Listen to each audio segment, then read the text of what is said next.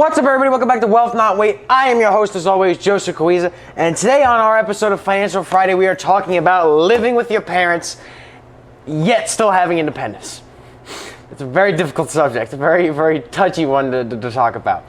But I've seen a lot of people, and I know a lot of people, being a 20-year-old young man, I know a lot of people who still live with their parents, but yet want to have independence. Admittedly, that was a lot of what I was going through high school, being like, man, I can't wait to move out. You know, even though my parents pay for everything, I can't wait to move out and live on my own. It's, you know, it's a lot more, it's not as cracked up as you would think, you know. But essentially, you have to find a happy medium when dealing in this situation. If you're someone who's young and still lives on their parents' dime or lives with their parents, maybe not necessarily have them pay for your food or insurance or whatever, but you still live with them, or they contribute somehow financially to you in your life, you have to find this happy medium, and that's what we're talking about today. I also want to take this moment to tell you guys to like, comment, and subscribe. As always, I appreciate it, and it helps out the channel tremendously. I really appreciate it, and the growth that we're making, everybody who consistently watches these videos and who enjoys the content, I would like to continue to keep doing that, so showing a little bit of support would be much appreciated. Now, back right into the video. So, finding that happy medium, if you are somebody who wants independence from your parents, but is still accepting money from them, still accepting assistance, still living in their house, living on their dime, you have to stop now. That's basically the way to put it. You have, if you want complete and total independence, and they are not giving that to you, or they have some form of say, as long as they are contributing financially to your life, they will always have some way to control you. That's basically what put it. I still live with my family. I still have them pay for certain things. You know, obviously, if I need new clothes, if I want some food, I go out to eat. You know, I buy things on my own. You know, the whole channel, the book, everything I finance on my own from working at my job and putting in the hours and doing it, or any investments or anything that I make, I finance that myself. But things like the house that I live in, I don't pay for that. You know, if we go and we have dinner at night as a family, obviously I don't pay for that. I pay for some of my own food, I pay for part of it, but I don't pay for everything. They still contribute a lot to my life. But I also have a strong amount of independence with them. They still have some say, hey, you know, I would appreciate you not coming home late, or hey, I would appreciate this. And essentially they allow me to do as I please, given that I am a 20-year-old responsible person. But that took a lot of fighting and a lot of hard work to get us to that point. They are very loving, very caring people, and very loving, very caring parents. It also comes with a form of protectiveness. They want to make sure you're okay, and they want to make sure that you're all right. And having you home under their care is the best way they feel that they could do that. And so understandably, they're very protective of me, especially growing up, me being a young, rambunctious teenager. Wouldn't get into too much trouble, but I'd stay out late, I'd hang out with my friends. You know, we go to Steak and Shake or whatever, and we'd spend, you know, 8 to 12 hours out just doing whatever.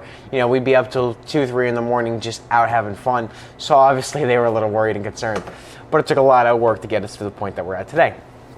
But if a lot of people, I hear a lot of complaints, especially from my friends, saying, I just want to move out, I want to do this, but my mom will walk in on me when I'm trying to play games or I'm trying to do something. I'm trying to come home from work and I'm just tired, but she wants me to do stuff, or I have to do this now. Or inversely, they want more money from the parents, but they want to have that independence. Well, I live on my own, you know, I pay for my rent and all that, but I can't afford food, so I want them to float the bill for that. But now all of a sudden they're trying to tell me what I should do, and that they're willing to pay for this, but I shouldn't go and spend my money on this, and they're trying to have some say in my life. If they are paying for something, they're going to have a say. It's like you know, with a grant. It's like with the states, anything. Anytime somebody gives you money, they have a say in how you control it, how they use that money, how they control your life. If you're going on a vacation, your parents are paying for the vacation, they have every say, every right to control the destination, how you get there, who you're going with, because they're paying for it. But now if you pay for it yourself, then everybody else can go pound sand. That's the way you look at it. So you have to find the happy medium. I have a lot of friends who still want to live partially off their parents' dime. Oh, I can move out and I can buy a house and I could do this. It's like, but where are you getting all that money from? I know you work a minimum wage job and have fucking 10 grand worth of debt. Where the fuck are you finding money to buy a house? Oh, well, my mom, well, no, the whole issue is you want to move out so you have independence. But then you also want to take a now large sum of money from your parents, have them co-sign a loan with you so you can live on your own, but then that's somehow supposed to give you independence from your parents?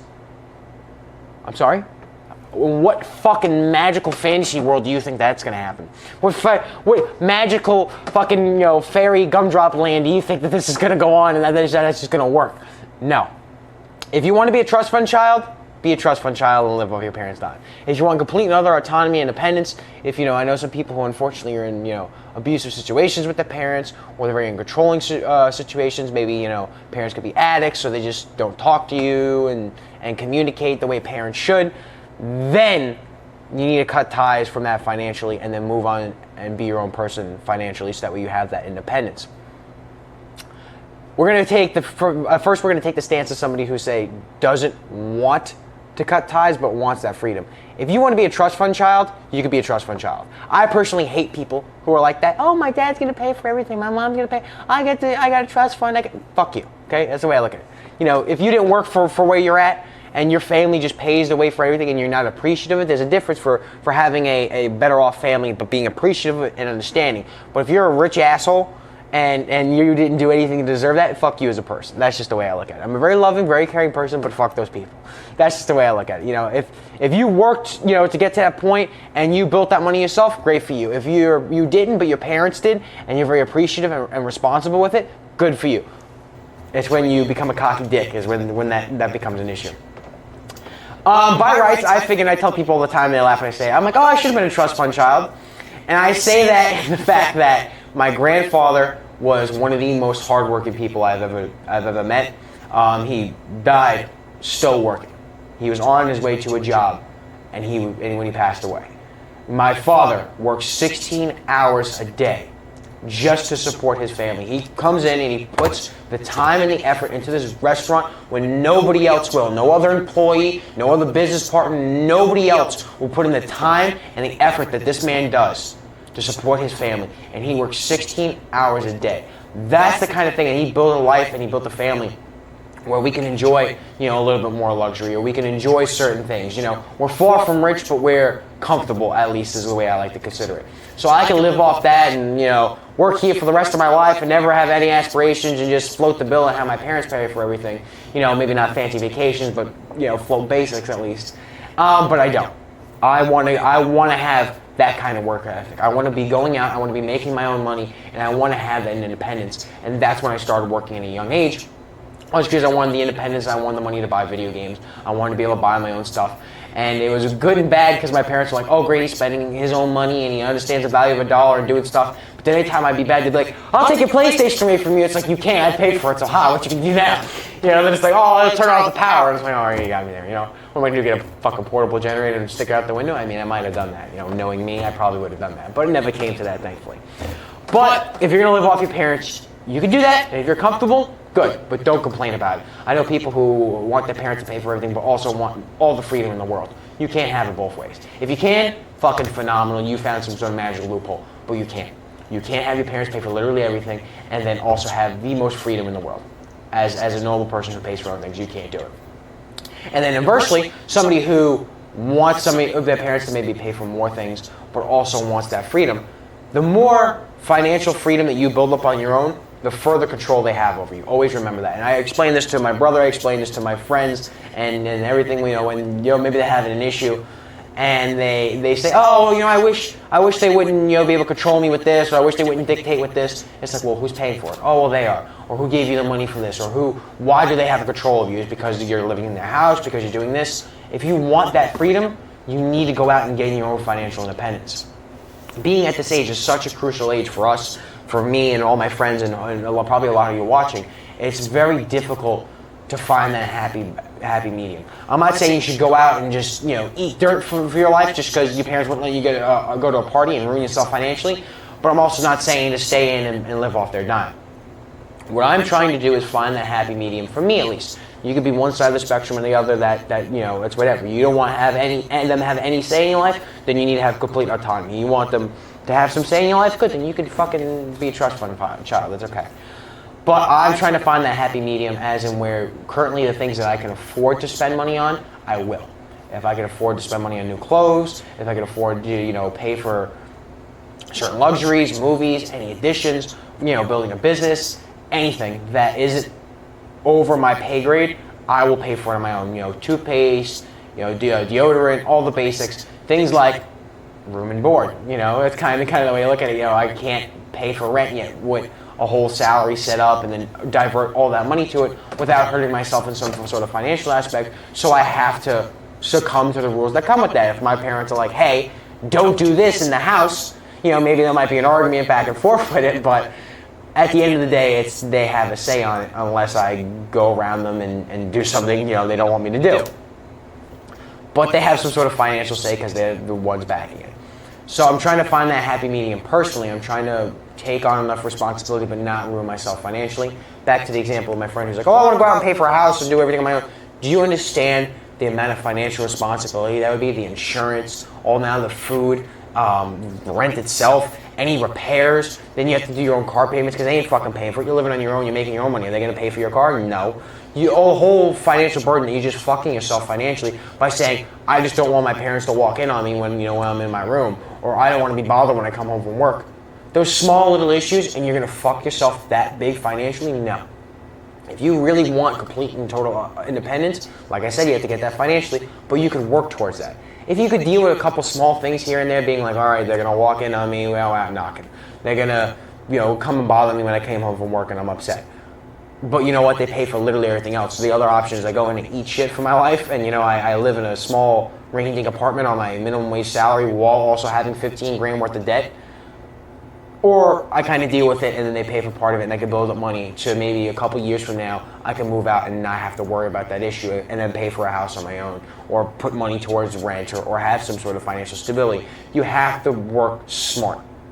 You can't just work emotionally. If you want more independence and it's a reasonable situation that you can deal with, build it up at a relative speed as I'm trying to do. I'm trying to, eventually within a couple years move out and live on my own and be autonomous.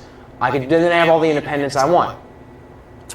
But until that point, I'm building my way up and dealing with the little, the inconveniences, the little issues that come with my parents paying for partial stuff such as the house and food.